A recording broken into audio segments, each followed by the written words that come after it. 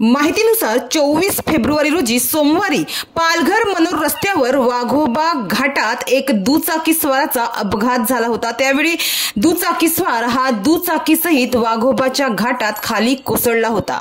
दुचाकीस्वाराला रुग्णालयात दाखल करण्यात आल्याची माहिती आहे, मात्र त्याची दुचाकी घाटातच पडलेली होती। या अपघाताबाबत अद्याप सविस्तर माहिती समोर आलेली नाहीये, मात्र आज ही दुचाकी क्रेनच्या साहाय्याने बाहेर काढण्यात येत आहे, त्याचे हे दृश्य। मात्र हा अपघात कसा झाला होता, दुचाकीस्वार किती जखमी झाला आहे याबाबत काही एक स्पष्ट माहिती हाती लागलेली नाहीये। मात्र या अपघाताच्या पार्श्वभूमीवर मात्र हे नक्की सांगावंसं वाटतं की पालघर रस्त्यावर एकही सिस्टम नाहीये, नाही या रस्त्यावर काही एक सुविधा आहे। नावाचा फक्त पालघर जिल्हा घोषित झाला आहे।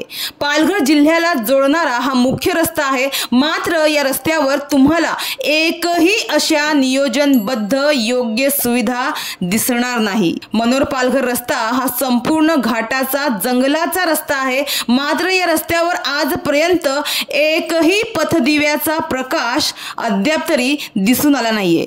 पुढेही अपेक्षा कमीच आहे। तसेच या रस्त्यावरील खड्डे आणि रस्त्याच्या बाजूचे तुटलेले कठडे ही काही नवीन समस्या नाहीये। तर पालघर जिल्हा म्हटलं तर येथील ग्रामीण भागातील लोक नदी, दर्या, खोरे, डोंगराळ, निसर्गरम्य वातावरण, आदिवासी बांधवांच्या कला, संस्कृती, परंपरा असेच एक सुंदर चित्र डोळ्यासमोर उभे राहते। मात्र या शहराच्या आतमध्ये शिरलो तर आजही परिस्थिती भयंकरच आहे।